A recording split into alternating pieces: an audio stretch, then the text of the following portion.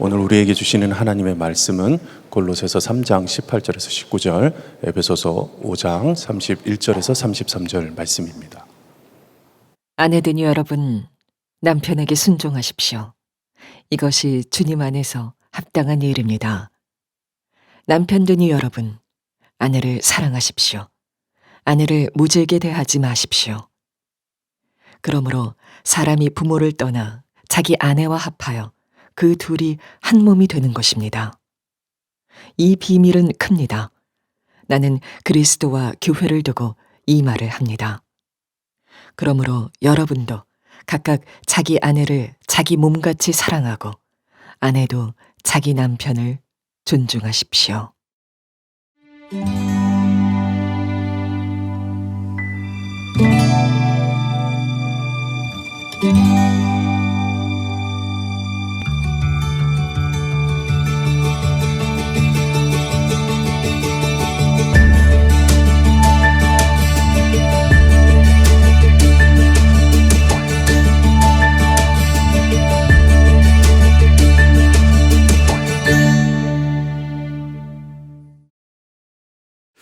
지난주에 한 부목사님께서 젊은 유교의 말씀을 전하셨는데요.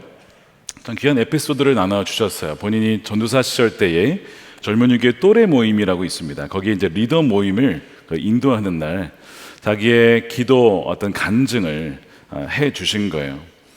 본인이 생각하기에는 자기는 결혼 못할 줄 알았다 이렇게 생각을 하면서 아마 본인의 어떤 여러 가지 외모부터 해서 좀 자신감이 없었던 것 같습니다. 그러면서 아이들에게 이렇게 얘기를 했대요. 얘들아, 나는 결혼 못할 줄 알았어. 그런데 하나님께 배우자를 달라고 열심히 기도했더니 전사님이 응답받고 성공해서 결혼했어. 그러니까 너희들도 믿음을 잃지 말고 열심히 기도해봐. 이런 내용을 한 겁니다. 미녀와 야수 정도는 아닌데 거의 그 수준에 가까운 참 귀한 우리 사모님을 만나서 결혼을 하시게 되었습니다. 근데 그 얘기를 했는데 한 청년이 손을 딱 들더래요. 그런 얘기를 하는 겁니다. 전사님은 그렇다 쳐도 사모님은 무슨 죄가 있어서 전사님이랑, 아니 사모님은 기도 안 해서 실패한 거냐고, 우리 전사님 만나서 결혼했냐고. 이 공감하신 분들은 뭔가 지금 다 사연이 있으신 것 같은 느낌이 드는 것 같습니다. 그때 그 전사님이 내가 뭐 어때서 이래가지고 싸움 날 뻔했다는 거 아닙니까? 모임을 무사하게 평안하게 잘 마무리하고 거울 앞에 섰답니다. 우리 아내 정말 괜찮은 거 맞나 그런 생각이 들더래요. 아까 일부 예배 끝나고 목사님들이 말씀 듣고 나서 그 목사님께 가서 그러는 거예요. 괜찮다고, 하나님은 외모가 아니라 중심을 보신다고. 더 위로가 안 되는 거죠. 여러분, 부부가 관계가 괜찮으십니까?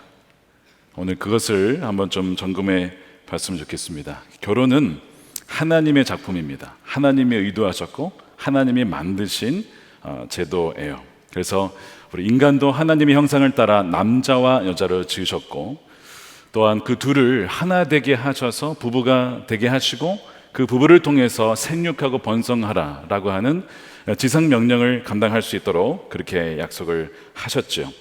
그런데 그 결혼 제도를 하나님 마련하신 궁극적인 목적은 따로 있습니다. 궁극적인 목적. 결혼한 부부를 통해서 그리스도와 신부된 교회의 관계가 무엇인지를 보여주기 위해서 결혼 제도를 마련하신 거예요. 그래서 에베소서를 읽다 보면 남편 얘기도 하고 아내 얘기하다가 실은 내가 그리스도와 교회에 대해서 얘기하는 거야, 이런 얘기를 하거든요. 이게 바로 그런 의미입니다. 에베소서 5장 31절에 그러므로 사람이 부모를 떠나 자기 아내와 합하여 둘이 한 몸이 되는 것입니다. 자, 아내와 남편이 이제 하나의 가정을 이루면서 한 몸이 되는 걸 얘기하면서 비밀이 크다는 겁니다. 나는 그리스도와 교회를 두고 이 말을 지금 하고 있는 겁니다. 그러니까 결혼이라고 하는 것은 실상 그것이 보여주고 있는 궁극적인 것이 있어요. 이거는 부분적이고 불완전하지만 완전하고 궁극적인 것이 있는데, 그것이 바로 신랑 되신 그리스도와 신부된 교회의 완전한 연합을 보여주기 위해서 이 땅에 마련한 제도가 바로 결혼이라고 하는 것입니다. 그걸 통해서 사람들이 볼 때에 그리스도가 교회를 사랑한 것 같이 교회가 주께 순종한 것 같은 그 하나님과의 그 백성의 관계를 알 수 있도록, 또한 느낄 수 있도록, 경험할 수 있도록 결혼을 마련하셨다는 것이죠. 진짜 결혼이 이제 혼인이 이루어지면 이 세상의 결혼 제도는 이제는 존재하지 않게 됩니다. 진짜 결혼이 언제 있죠? 요한계시록 19장 7절입니다. 기뻐하고 즐거워하며 하나님께 영광을 돌리자 어린 양의 혼인날이 이르렀다. 그의 신부는 단장을 끝냈다. 신부에게 빛나고 깨끗한 모시옷을 입게 하셨다. 이 모시옷은 성도들의 의로운 행위다. 그러니까 이 결혼이 바로 이것을 보여주는 거예요. 그러니까 엄밀히 얘기하면 결혼을 하지 않아도 우리 모두는 신부죠. 우리가 그리스도를 신실하게 믿고 따라가는 그 자체가 또한 사실은 교회의 그 신부된 교회의 모습을 보여주는 것이 됩니다. 물론 결혼을 통해서 그것을 보여줄 수도 있지만 혼자 살아가는 그 신실한 삶을 통해서도 하나님의 영광을 드러낼 수 있다는 것이죠.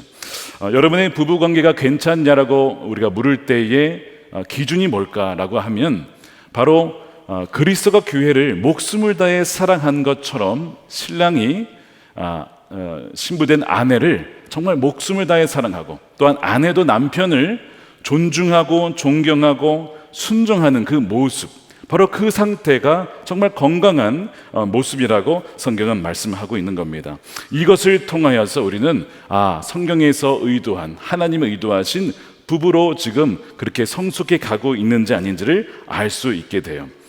그런데 사실 많은 부부에게 이런 모습을 발견하기가, 물론 그런 가정들도 참 많이 있지만 그렇지 못한 부부들도 많이 있다는 것을 알게 되죠. 무엇이 문제일까요? 하나님이 부부에게 주신 어떤 그 요소가 있는데 세 가지 요소가 있습니다. 그것이 오늘 본문 에베소서 5장 31절에 나와요. 그러므로 사람이 부모를 떠나 자기 아내와 합하여 그 둘이 한 몸이 되는 것입니다 라고 하는데, 자, 이 말씀이 창세기 2장 24절에 가장 먼저 등장하는 말씀이고, 또한 예수님은 이 구절을 다시 한번 본인이 언급을 하십니다. 마태복음 19장 5절이에요. 그가 말씀하시기를 그러므로 남자는 아버지와 어머니를 떠나서 자기 아내와 합하여 둘이 한 몸이 될 것이다 하신 것은 너희가 아직 읽어보지 못했느냐. 자, 여러분, 이 구절이 성경에 4번 나옵니다. 성경에 같은 구절이 여러 번 반복되는 경우가 거의 없죠. 물론 시편 말씀에 보면 비슷한 구절들이 등장하긴 합니다만 그것을 제외하고는 어떤 구절이 4번이나 반복된다, 여러분 이건 찾아보기가 어렵습니다. 그렇다는 얘기는 이 구절이 그만큼 중요한 의미를 담고 있다는 거예요. 많은 사람들이 이 말씀에 담겨진 의미를 알지 못한 채 부부를 이루고 가정을 이루다가 가정을 잃어버리거나 아픔을 겪는, 참 많은 고통을 당하는 경우를 보게 된다는 거예요. 자, 여기에 3가지 요소가 담겨 있어요. 뭘까요? 첫 번째, 부모를 떠나는 것입니다. 두 번째가 연합이고요. 세 번째가 한 몸을 이루는 것입니다. 이 3가지를 우리는 삼각형으로 만들어 볼 수 있어요. 떠나는 것과 연합하는 것과 한 몸이 되는 것이 삼각형으로 온전히 이루어질 때 건강한 부부의 모습을 가질 수가 있습니다.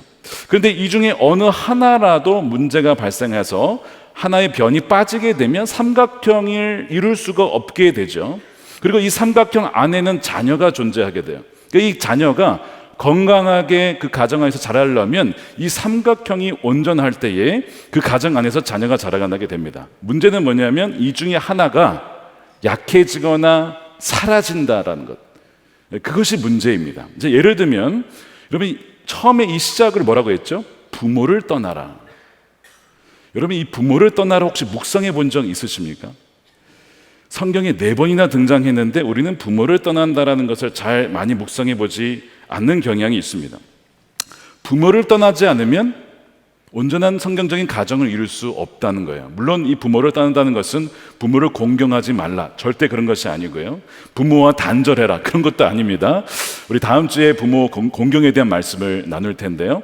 부모를 떠난다는 것은 부모의 권위, 이제는 더 이상 부모의 권위만이 아니라 떠나서 이제는 그 남편과 아내가 서로 논의하고 기도하고 결정을 할 그 결정권을 이제는 그들이 가졌다는 거예요. 더 이상 부모가 그 모든 최종 결정을 내리는 아이가 아니라는 것입니다. 거기에서 독립하여 이제는 남편과 아내가 결정을 내리는 그런 면에서 부모에서 독립을 하라는 것이고요. 재정적인 독립 또한 정서적인 독립, 이 모든 것을 의미하고 영적인 독립도 물론 마찬가지입니다. 그래서 더 이상 부모는 자녀가 독립해 나갈 때에 자녀를 통제하려 하거나 그 자녀의 결정을 부모가 하려 해서는 안 된다라는 것. 왜냐하면 그렇게 되면 그 자녀는 성경의 말씀에 의하면 부모를 떠나지 못합니다. 그러니까 이 삼각형의 벌써 시작부터 문제가 돼요. 이것이 없어지게 되면, 삼각형을 이루지 못하게 되면 이 주님이 계획하신 그 가정을 이루기가 매우 어렵다는 겁니다. 근데 창세기 2장 24절에 이 말씀이 나온다고 했는데 좀 이상한 것이 하나 있어요. 남자가 부모를 떠나야 한다라고 했을 때 좀 이상한 점이 있지 않습니까? 이 누구에게 하신 말씀이에요? 아담과 하와예요. 아담과 하와에게 부모님이 누굽니까? 없죠. 하나님이 물론 부모라고 할 수 있지만 이것은 그걸 말하는 게 아닙니다. 그럼 왜 아담과 하와에게 이 얘기를 했을까요? 너희가 나중에 자손을 낳고 그 자손이 분가할 때에 부모를 떠날 수 있도록 해줘야 된다. 너희가 그 아이들을 통제하려 해서는 안 된다. 그래야만 그들이 떠나서 이제는 정말 하나님 아버지를 의지하며 건강한 가정을 세울 수가 있다라는 것을 미리 말씀을 하고 있는 것이죠. 여기서 남편의 역할이 굉장히 중요한데 남자가 떠나야 된다. 물론 여자도 떠나지만 남자가 떠나는 부분이 굉장히 중요한 키가 여기에 담겨 있습니다. 부모를 떠남에 있어서 어떻게 보면 아들이 입장에서 이런 경우가 있습니다. 어머니보다 아내가 물론 1순위가 되어야 되는데 결혼했음에도 불구하고 여전히 아내보다는 어머니가 1순위가 되는 경우가 종종 있습니다. 여러분, 성경에서 부모를 떠나게 되면 남편에게 이제는 1순위가 아니라 0순위는 아내가 되는 겁니다. 분위기가 좋지 않은 거 보니까 거기에 대해서 상당한 어떤 저항과 갈등이 느껴지는 것 같습니다. 제가 2부에서도 이 말씀을 전했는데 어르신들이 많다 보니까 아무래도 좀 쉽지 않았습니다. 그렇지만 저는 담대하게 전할 것입니다. 부모를 떠나십시오, 여러분. 근데 그 키를 남자가 갖고 있다는 거예요. 자, 보면 사실 이 이혼 사유의 많은 부분의 원인 중에 시댁과의 갈등이 여러분 있어요. 다시 한번 제가 말씀드리지만 부모를 공경해야 됩니다. 다음 주에 말씀을 할 거예요. 그렇지만 분명히 성경적인 가정을 이룰 때에 부모를 떠나야 된다고 말씀을 했는데 이 시어머니와 며느리의 갈등도 가만히 보게 되면 그 중심에 누가 있을까요? 남편이 있습니다. 남편이 키를 가지고 있어요. 남편이, 자, 이 갈등의 본질 중 하나는 남편이 내 남편이라고 생각했는데 그게 아니라 내 어머니의 여전히 아들이더라는 것이죠. 자, 다시 한번 말씀드리지만 여전히 어머니 아들 맞습니다. 이거 참 힘들어요. 이게 유교적인 우리 가정에서 자랐기 때문에 부모를 공경해야 되는데 이것과 부모를 떠난다는 것을 모순이라고 생각하는 경향이 있어요. 그러다 보니까 이 남자들이 어머니를 사랑하고 공경하는 마음에 자신도 모르게 아내를 소외시키게 되는 일이 여러분 종종 발생합니다. 그래서 남편은 분명 결혼을 해서 부모를 떠났다라고 아내는 생각을 했는데 이 남편이 마치 결혼하지 않은 아들처럼 여전히 행동할 때에 아내가 느끼는 것은 뭘까요? 외로움입니다. 고립감입니다. 물론 다 가족이죠. 그렇지만 아내는 그런 감정을 느끼게 된다는 것이죠. 여기서 느끼는 이 극심한 외로움과 좌절이 더 심해지게 되면 점점 이 남편이 정말 남의 편이구나 이런 생각이 들 수 있어요. 그래서 괜히 남편이 아니다, 내 편이 아니구나 이런 생각을 하게 되는 지경에 가고 이것이 더 심해지게 되면 이제 극단적으로 갈라설 생각도 여러분 하게 된다는 것이죠. 그러니까 이 남자들이 참 잘해야 됩니다. 어머니를 공경하면서 동시에 아내는 그 누구보다도 내 편 정도가 아니라 나와 완전히 하나 된 영순이라는 것을 꼭 기억하셔야 돼요. 제가 이혼 위기 상담 커플을 보니까요, 결혼하고 대체로 5년 안에 큰 위기를 맞이합니다. 5년 안에. 그런데 그 요소 중에 하나가 바로 이 시댁과의 갈등이 상당 부분을 차지하고 그 이유 중에 또한 중심에 누가 있다고요? 남편이 있습니다. 남편이 있어요. 부모를 떠나지 못하거나 혹은 자녀를 떠나보내지 않는 부모의 영향력이 그게 복합적으로 작용을 하고 있는 것을 보게 됩니다. 그러나 성경은 또한 무슨 얘기를 하냐면 부모를 떠나는 것 못지않게 부부관계를 어렵게 만드는 것이 연합입니다. 연합하지 못하는 거예요. 여러분, 떠나지 못하면 연합도 못합니다. 연합하지 못하면 다시 역시 떠나지 못한 상태가 되는 것이죠. 온전한 연합이 되었다는 얘기는 부모를 떠났다는 얘기예요. 그러니까 이것이 서로 연결되어 있기 때문에 함께 상호작용을 볼 수 있어야 된다는 것이죠. 분명히 성경이 뭐라고 하냐면 아내와 합하다라고 되어 있는데 직역하면 풀로 붙이다라는 뜻입니다. 풀로 붙어서. 그러니까 결혼하는 아내와 남편은 풀로 붙인 것처럼 이제 완전히 하나가 되어서 연합이 되고 또한 몸으로도 하나가 된 것이죠. 근데 이것을 떼어내려고 하면 여러분 어떻게 될까요? 종이가 두 장이 딱 붙었는데 풀로 붙여놨어요. 떼어내려고 하면 종이가 여러분 찢어지죠. 상처가 나고 아이들도 상처를 받게 됩니다. 문제는 연합이 되었음에도 불구하고 계속해서 이 연합을 갈라서게 하고 벌어지게 하는 많은 요인들이 우리의 삶 가운데 벌어지게 된다는 거예요. 그 가장 대표적인 원인이 뭘까요? 바로 죄입니다. 죄. 하나님과 우리 사이를 갈라놓은 것이 죄인 것처럼 부부 사이를 갈라놓게 하는 것도 역시 죄라는 것인데요. 이 죄의 속성은 뭐가 있냐면 은밀함에 있습니다. 그러니까 죄를 지으면서도 자신이 죄를 지는지 모른다는 데 있고 심지어 죄를 지으면서도 자신을 속인다는 데 있습니다. 그러니까 내가 지금 배우자에게 어떠한 죄를 지으면서도 본인도 모르고 상대방도 그 죄 때문에 지금 부부 사이가 좋지 않은 것이지만 그 원인이 뭔지를 모른 채에 상황은 계속 악화되는 문제를 겪게 된다는 것이죠. 예를 들어서 그 배우자에게 흔히 죄를 짓는 방식 중에 우리가 잘 알아차리지 못하는 것 중에 하나가 바로 입술로 짓는 죄입니다. 입술. 배우자에게 흔히 죄 짓는 방식이 입술로 하게 되어진 것인데 19절 말씀에 아내를 사랑하고 모질게 대하지 마십시오. 오늘 골로새서 말씀에 사랑한다는 것은 거칠게 대하지 않고 부드럽게 대하고 친절하게 대하고 내 몸과 같이 사랑하는 것이거든요. 그런데 한번 우리의 언어를 한번 돌아보시면 좋겠습니다.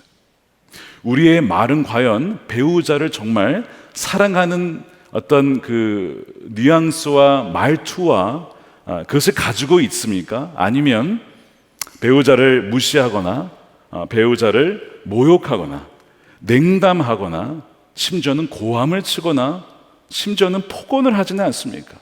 위협하지는 않습니까? 아니면 거짓말로 속이지는 않습니까? 심지어는 부부간의 대화를 끊어서 아예 소통을 하지 않으려 하지는 않습니까? 하루 중에 부부의 대화를 얼마나 하십니까? 10분 이상 하시는 분이 계십니까? 부부와의 대화가 나는 10분 이상 넘어간다. 이거 정말 실화입니까? 실화? 거의 없으시네요. 10분 이상 대화하신 분이 거의 없으시네요. 그러니까 이것이 의도하든 의도하지 않든 부부간의 연합을 방해하는 것이 바로 그거예요. 우리의 입술로 하는 것이든 해야 되지만 하지 않음으로써 부부간의 연합을 파괴시키는 것이죠.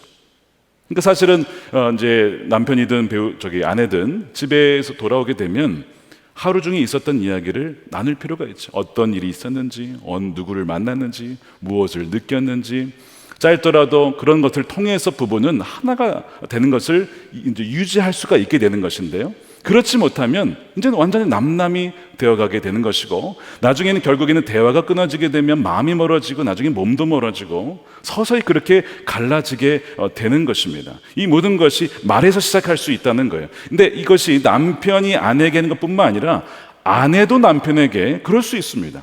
그러니까 정말 남편을 존중하고 또한 존경함으로써 말을 할 수도 있지만 그렇지 않고 남편을 무시하는 말을 아내조차도 할 수 있다는 것을 우리는 돌아봐야 돼요. 그러니까 우리의 언어 생활을 한번 객관적으로 돌아볼 필요가 있습니다. 정말 한번 물어보세요. 여러분, 내가 정말 당신에게 존중하는 마음으로, 사랑하는 마음으로 내가 말을 하는 것 같아? 물어보시면 마음에 쌓여있던 말들이 나올 수 있습니다. 꼭 한번 체크해 보시길 바랍니다. 어떤 분이 종종 예전에 뭐 저기 교회 와서는, 여기 와서는 그렇지 않지만 저와 아내에게 물었어요. 두 분이서 잘 지내시냐고, 혹시 싸우는 일은 없냐? 저희는 뭐 그렇게 싸우는 일은 없는데 가끔가다 싸울 때가 있습니다. 사람인지라 안 싸울 수가 없죠. 예전에 미국에 있을 때 이런 일이 있었어요. 한 번은 이제 새벽이었는데 저희 아내가 참 말을 부드럽게 예쁘게 잘합니다. 그러다가 한 번 이 선지자의 영이 임할 때가 있어요. 저희 집에 나단 선지자가 사신다고. 이 선지자의 영이 임하면 약간 이제 그 말이 좀 직선적으로 바뀝니다. 그러면서 얘기를 하면 저는 또 그 말을 처음에는 또 다 받아들이기가 어려워요. 여러분, 그 선지자의 메시지가 쉬운 게 아닙니다, 받아들이기가. 저는 일단은 거부하고 봐요. 근데 가만히 들어보면 맞는 말이에요. 그러니까 여러분, 남편분들께서는 아내 말을 잘 들으셔야 됩니다. 그래서 들어보니까 맞긴 맞는데 일단은 부정을 한 거예요. 그것 때문에 약간의 이제 실랑이가 있었어요. 그날 무슨 일이 있었냐면 한국에서 이름만 대면 다 아는 원로 목사님이 그 지역에 오셨습니다. 유기성 목사님보다 더 연세가 많으신 목사님과 사모님이 오셔서 이제 목사님들을 만나는 뭐 그런 시간이 있었어요. 그러다가 이제 사모님들끼리 모여서 얘기를 나누다가 어떤 분이 그 사모님께 질문을 한 것이죠. 뭐 싸우시는 일 없냐, 혹시 뭐 내조를 어떻게 하시냐, 여러 가지 질문을 하시다가 그 사모님이 그러시는 거야. 남편과 좀 속상한 일이 있으면 자기는 어떻게 하느냐, 그냥 골방에 들어가서 기도를 하는데 주여 이 목사를 불쌍히 여겨달라고 막 기도를 한대요. 일단 그렇게 불쌍히 여겨달라고 기도를 하고, 그 다음에 두 번째는 그럼에도 불구하고 나의 남편으로 주님이 짝지어 주신 나의 작은 주님으로 대한다는 겁니다.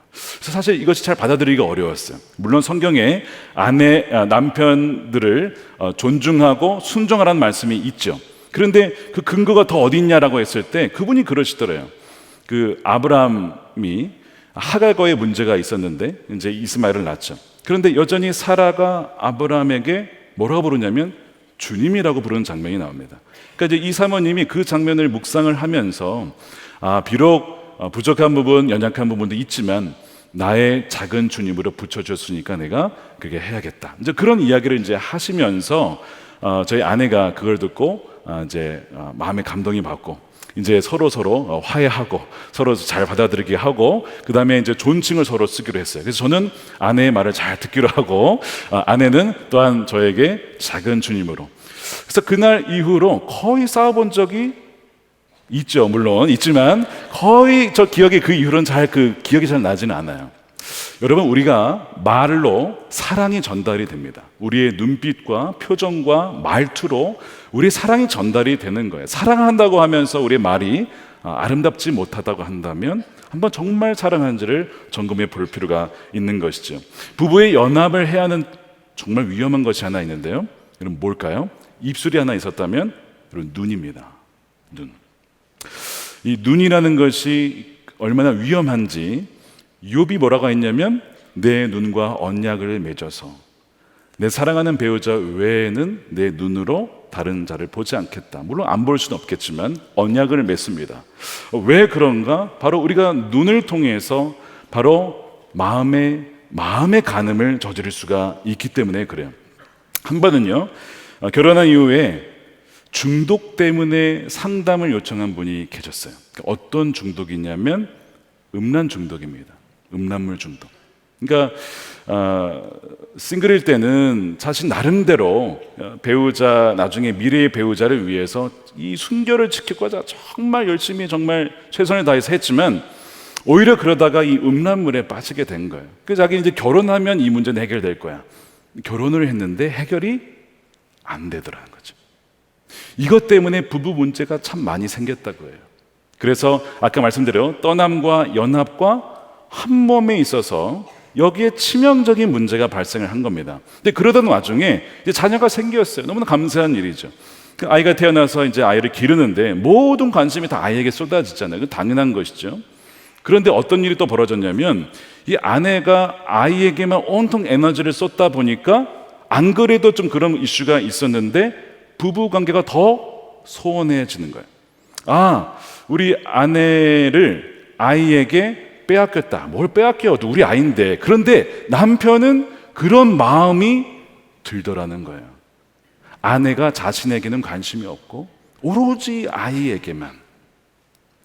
그러니까 남편의 입장에서는 그럴 수 있다는 거예요. 바로 요 시점에 어떤 유혹이 올까요? 다른 생각이 드는 거예요. 그것이 음란물이든 그것이 다른 배우자든 출장을 가서든 예전에 우리 믿음으로 사는 남자들 모였을 때에 죄 고백할 때 대부분 남성들의 고민이 다 거의 다 그거였어요. 거의 다. 이 음란 문제가 해결이 안 된다. 너무 치열하게 싸우기 때문에. 그때 그 얘기를 들으면서 우리 모두 이 남성들의 정말 우리가 거룩하게 싸워야 될 것이 바로 그거구나. 결혼했다고 해서 안심할 것이 아니라 부부의 연합과 한 몸을 지키기 위해서 정말 피 흘리기까지 싸워야 된다라는 것을 그 당시에 깨닫게 되었어요. 여러분, 부부의 한 몸과 연합을 깨기 위해서 사단은요 온갖 방식을 다 쓰는데 그것이 입술을 통해서나 눈을 통해서 특별히 침투를 한다는 거예요. 그러니까 우리가 서로를 지켜줘야 됩니다. 항상 기도하면서 배우자의 정결함과 거룩함을 위해서, 거룩한 눈과 거룩한 입술을 위해서 여러분 기도하실 때에 하나님께서 그 가정의 주인 되시고 그 가정을 온전히 지켜주신 줄로 믿습니다. 정말 우리 힘으로는 이 관계를 유지할 수 없다는 것을 우리는 인정할 수밖에 없어요. 저는 목회자다 보니까 수많은 상담과 이야기를 듣잖아요. 어떤 때는요, 야, 이거 정말 현실 맞나? 이거 그냥 드라마에서 보는 내용 아니야? 라고 하는 것들이 우리 실상에 있어요.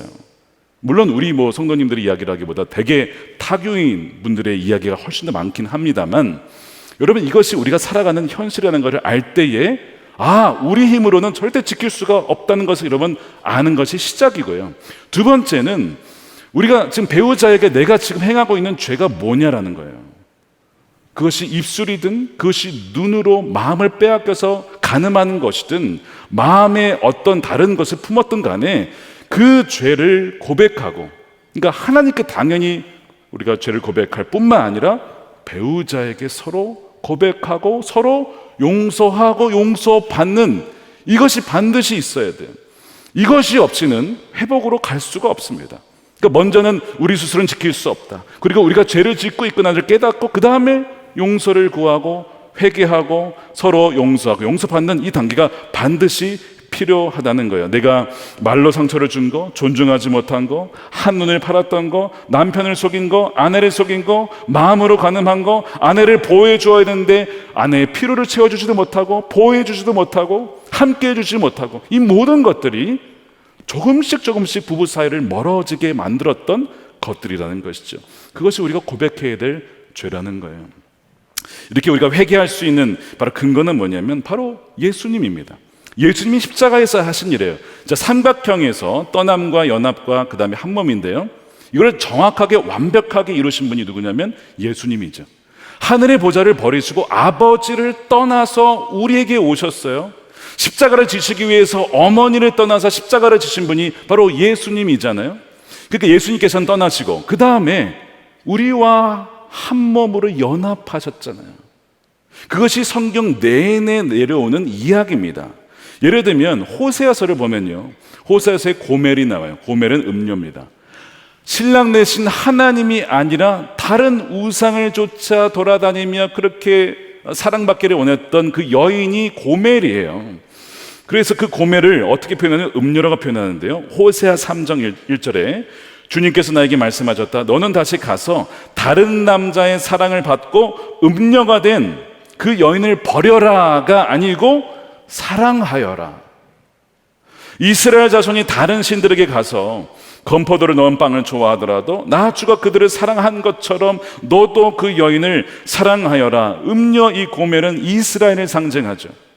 바알을 섬겼던, 아세라를 섬겼던, 신랑 대신 하나님 버렸던 그 고멜은 바로 이스라엘을 상징합니다. 근데 하나님 그 고멜을 버리지 않고 값을 주고 사오라고 하죠.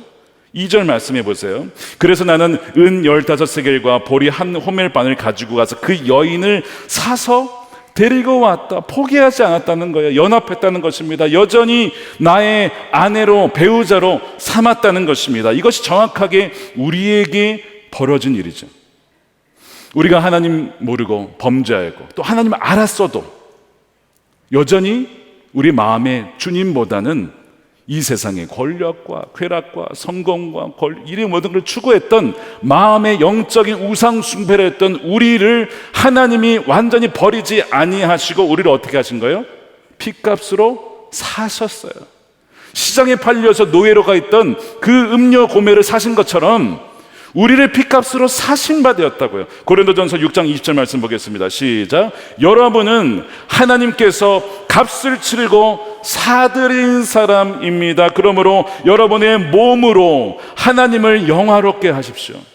우리의 몸이 본래는 음녀와 같이 그렇게 음탕한 사람이었지만, 그래서 시장에 팔려서 누가 나를 사주지 않을까, 돈을 주고 나를 사지 않을까, 그렇게 했던 그 고멜과 같은 여인이었지만 우리를요 핏값으로 사셔서 우리를 건지시고 그 핏값을 지불하셨다는 얘기는 우리가 받을 죄값을 그분이 다 치르신 것이죠. 그리고 우리와 영원히 한 몸이 되셨어요.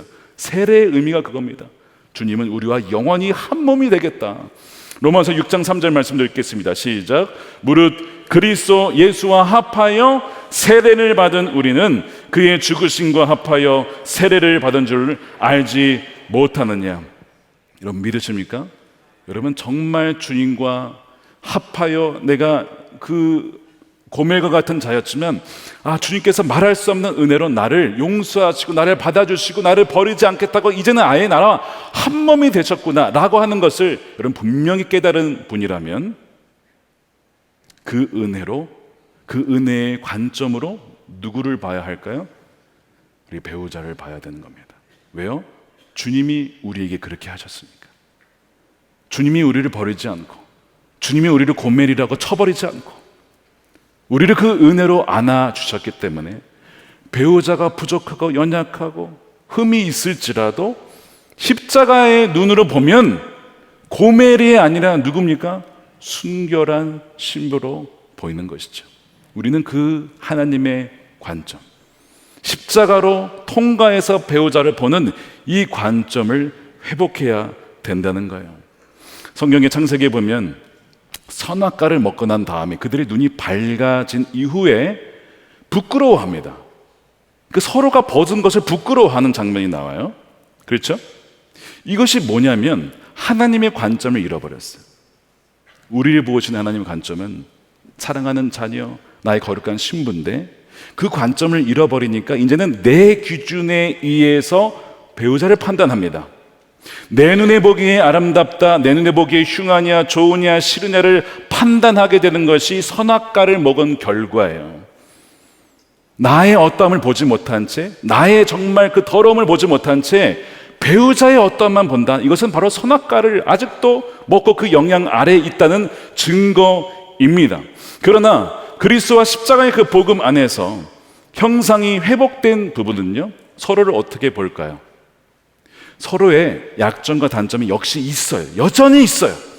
그러나 부끄러워하지 않습니다. 왜요? 완전히 하나 되어서 이제는 너와 나가 아니에요. 당신이 나고 내가 당신이니까 부끄러운 것이 없는 거예요. 자, 창세기 2장 25절에 타락하기 전의 모습을 한번 보십시오. 함께 읽어보겠습니다. 시작. 남자와 그 아내가 둘 다 벌거벗고 있었으나 부끄러워하지 않았다. 여러분, 여러분의 배우자 완벽하십니까? 아니죠. 부족한 부분이 분명히 있죠. 그런데 주의 눈으로 보면요, 너무나 완벽한 나의 배우자, 하나님이 꼭 짝지어 주신 거예요. 그러니까 지금 현상에 보이는 건 어떠할지 몰라요. 그런데 주님의 눈으로 보면 고멜이 아니라 순결한 주의 신부로 주님은 보시기 때문에 우리도 그 눈으로 볼 수가 있다는 것입니다. 이 은혜가 여러분들에게 있기를 축복합니다. 저희 막내 초등학교 운동회 이야기를 지난주에 말씀을 들었는데 마지막 계주가 있었어요. 첫 번째 출발하는 사람 보통 빠른 학생을 하거나 뭐 이렇게 하는데 홍팀이었나요? 첫 번째 뛰는 아이가 아빠랑 같이 뛰는 거예요. 근데 그냥 보기에는 멀쩡해 보였어요. 정상적인 아이로 보였습니다. 그런데 뛰는 걸 가만히 보니까 이 코너에서 얘가 방향을 잘 못 잡는 것 같아요. 아마 균형을 잘 못 잡았든지 아니면 시야가 좀 어려웠든지, 그래서 아빠가 옆에서 뛰면서 그 아이를 붙잡아 주면서 코너를 돌게 되었습니다. 그 반대편에 뛰었던 아이는 또 그 아이를 넘어가지 않고 같이 그 옆에서 나란히 이렇게 뛰는 거예요. 근데 그 장면을 보면서 여러 가지 생각이 들었는데, 하나는 하나님께서 우리와 동행하신다라는 거죠. 아버지와 아들의 관점에서 우리 자녀를 정말 그렇게 동행하신다는 관점과 동시에 고멜과 같은 우리를 버리지 않고 정말 이리저리 방황하며 기웃거리는 우리를 버리지 않고 붙잡아 주시면서 길을 인도하시는 신실한 신랑의 모습도 함께 보여졌습니다. 그것이 바로 성경이 말씀하고 있는 것이거든요. 우리가 사실은 너무나 부족한 부분이 많지만 주님께서 뭐라고 하시냐면, 너는 내 안에서 완전하고 완벽하고 나의 순결한 신부라고 말씀을 하시기 때문에 그래요. 그 모습을 보게 되었어요. 여러분, 그 눈으로 보면요, 남편 안에 그리스도의 형상이 보이고 아내 안에 정결한 그리스도의 신부의 모습이 보인다는 거예요. 그렇기 때문에 우리는 이 그리스도 안의 연합을 그 복음 안에서 그 주님의 은혜로 유지해 나갈 수가 있는 것입니다. 어떤 목사님께서 결혼하신 지 30년이 되었어요. 연세가 꽤 많이 드셨죠. 사모님과 함께한 시간들이 있었어요. 근데 30년이 지났을 때에 사모님에게 병이 생겼습니다. 뇌종양이 생긴 거예요. 뇌종양이 있다 보니까 명확하게 생각하기가 어려워졌고 하루하루를 남편이 옆에서 도와주어야만 했습니다. 병이 점점 악화가 되었어요. 그러다 보니까 말하는 것도 걷는 것도 먹는 것도 입는 것도 그 남편이 도와주지 않으면 어려운 상태가 되었습니다. 이것이 1년, 2년, 5년, 10년, 15년까지 지속이 돼요. 여러분, 할 수 있겠습니까? 어려운 일이죠. 이쯤 되니까 주위 분들이 그런 얘기를 하더래요. 목사님, 이제는 사모님을 그냥 요양소나 병원으로 보내시면 좋겠습니다. 뭐 그런 얘기 할 수 있죠. 근데 그 목사님이 그런 얘기를 하시더래요. 그녀는 평생토록 저의 아내였고 저의 7 아이의 어머니로 신실하게 지금까지 왔습니다. 그런 아내를 제가 어떻게 버릴 수가 있겠습니까? 어떻게 병원으로 그냥 보낼 수가 있겠습니까? 마지막 순간까지 제가 곁에 있겠습니다. 그렇게 그 목사님이 얘기를 하시더래요. 결국 시간이 지나서 그 사모님이 부름을 받을 때가 된 것을 본인이 느끼시고 사람들을 마지막 인사를 하다가 어떤 분에게 그런 말을 하시더래요. 저희 남편은 제가 처녀였을 때, 결혼할 당시에 그 신부 때다, 지금 이렇게 나이가 들고 병이 들어서 사랑할 만한 것이 전혀 없을 때에도 여전히 한결같이 나를 사랑해 주었습니다. 많은 분들에게 이 남편의 그 사랑을 알려줬으면 좋겠습니다. 그리고 이제 사모님은 돌아가신 거예요. 저는 이분의 이야기를 이제 들으면서 생각나신 분이 있어요. 누굴까요? 바로 예수님입니다. 예수님이 우리를 볼 때, 사랑할 만한 것이 전혀 없을 때, 사랑할 만한 조건들이 전혀 없을 때에도 끝까지 우리를 곁에 지키시고 함께 하시고 마지막 날까지 나의 신부라고 맞아주시는 그 주님의 모습을 보게 되는 거예요. 여러분, 결혼하실 때 서약하셨을 겁니다. 어제도 결혼 주례하면서 했는데요. 한번 따라 해보실까요? 이제부터 평생토록 괴로우나 즐거우나 가난하거나 부하거나 병들거나 건강하거나 어떤 환경 중에서라도 그대만을 귀중히 여기고 사랑할 것이며 오늘의 이 약속을 굳게 지키기로 하나님과 여러 증인들 앞에서 다짐합니다. 여러분, 이 서약은 누가 한 걸까요? 뭐 여러분이, 저와 여러분이 결혼할 때 했겠지만 예수님이 하신 것이죠. 우리를 그렇게 끝까지 사랑하시겠다고 사실 예수님이 서약하신 거예요. 그러므로 하나님의 형상이 회복된 부분은요, 바로 예수님이 이 마음으로 남편을 끝까지 존중하고 순종하며 남편은 아내를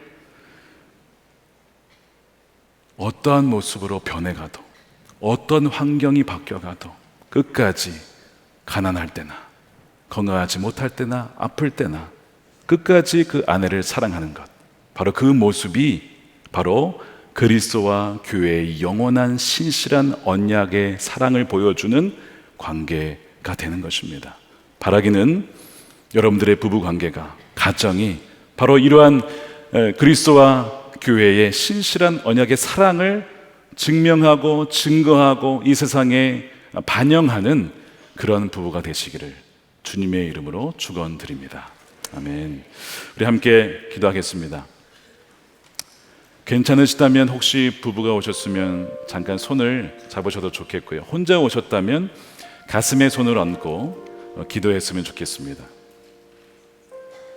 하나님께서 부모를 떠나서 사랑으로 연합하게 하시고 이제는 영과 혼과 육이 온전히 하나가 한 몸이 되게 하셨습니다. 근데 여러분, 마귀는요 어떻게 해서든 이 부부 사이를 갈라놓게 하려고 죄로 유혹하고 침투합니다. 우리의 눈을 통해서, 우리의 말을 통해서. 이 시간 두 가지 기도할 때 첫 번째는 내가 나도 모르게 말로, 눈으로, 마음으로 배우자에게 범죄했던 것을 이 시간 회개하며 우리 회개 기도했으면 좋겠고요. 두 번째는 주님, 오늘 이 서약을 다시 한번 우리가 고백하며 어떤 환경 중에서라도 그대를 귀중히 여기며 사랑하겠다라고 하나님과 여러 증인들 앞에서 서약했던 것을 다시 한번 이 시간에 고백하오니 주님, 하나된 우리 가정을 주여 온전히 지키시고 혹시 갈라졌던 틈이 있고 아픔과 상처가 있다면 주 예수 그리스도의 보혈로 치유하여 주시고 다시 온전한 하나를 이룰 수 있도록 은혜를 베풀어 주시옵소서. 우리 한번 그것을 가지고 통성으로 기도하겠습니다. 하나님 감사합니다. 주님, 우리 사랑하는 우리 모든 성도들의 가정을 이 시간 기억하여 주시옵소서. 하나님의 은혜가 이 시간 충만하게 임하여 주셔서 하나 되게 하시고 한 몸 되게 하시고 아버지 계획하신 아름다운 하나님 그 형상의 모습으로 회복되어지는 부부가 되어가기를 원합니다. 주여, 죄를 지었습니다. 서로에게 아픔을 주었습니다. 눈으로, 입술로, 마음으로 간음하며 우리 몸으로 졌던 모든 것들, 소매가 같은 자인 우리를 아버지 용서하시고 다시 빚값으로 주고 사셨는데 하나님 이 시간에 주의 은혜를 말미암아 우리 사랑하는 성도들의 마음과 심령과 저들의 가정을 회복시켜 주시옵소서.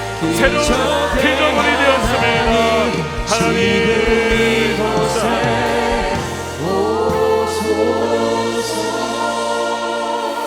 하나님 감사합니다. 하나님의 형상대로 우리를 지으시고 하나님의 영원한 뜻 가운데 하나님 부부를 이루게 하심을 감사합니다. 주님, 부모를 떠나서 사랑 안에 연합하고 또한 한 몸 되게 하신 분이 바로 주님이시고 짝지어 주신 분이 바로 주님이시기에 하나님 그 어떤 것도 나눌 수가 없음을 믿고 감사를 드립니다. 주님, 우리도 모르게 배우자에게 죄를 지어서 하나님 우리 사이를 갈라놓게 했던 그 모든 입술의 죄와 눈의 죄와 우리의 몸으로 지었던 모든 죄를 이 시간 고백하오니 존귀하신 십자가의 그의 보혈로 덮어주시고 완전히 사하여 주시옵소서. 하나님, 주 예수 그리스도 안에 완전히 새로운 피조물이 되어서 정결한 주의 아버지 신부로 살아갈 수 있도록 인도해 주시고 하나님 남편과 아내가 서로만을 더 존귀하게 귀하게 여기며 사랑하며 아끼며 보호하며 양육하며 순종하며 그렇게 귀하게 대하는 아름다운 주의 천국과 같은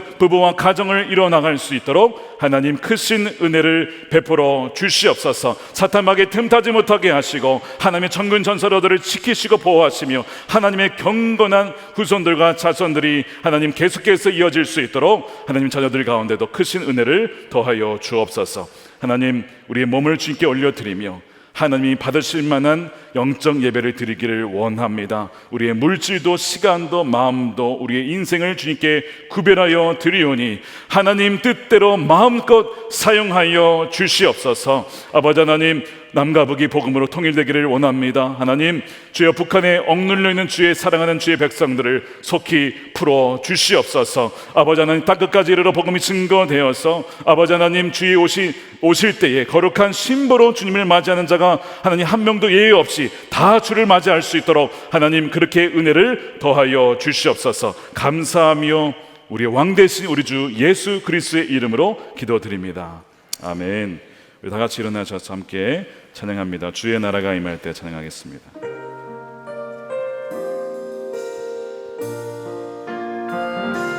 주의 나라가 임할 때 하나님 임재하실 때 가정이 회복되며 기적은 일어나네.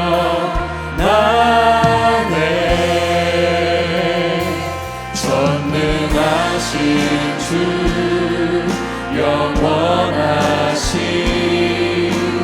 능력의 통치자 자유가 선포되어 주 백성도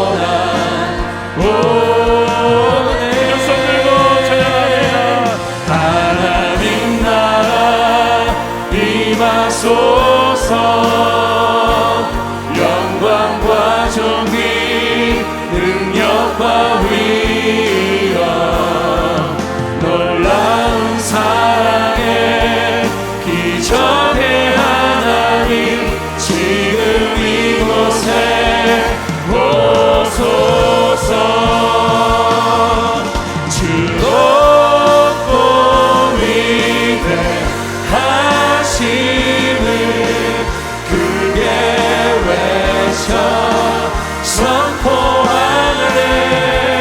만왕의 왕 주 하나님 지금 오소.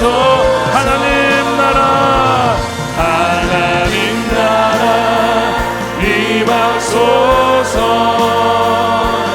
영광과 존귀 능력과 위엄 놀라운 사랑의 기적의 하나님 지금 이곳에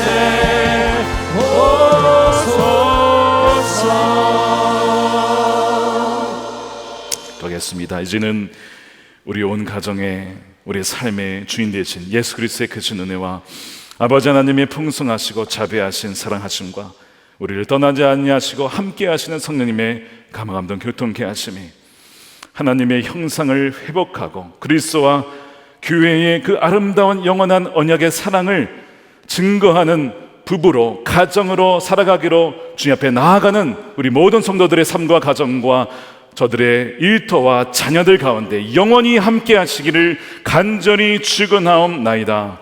아멘.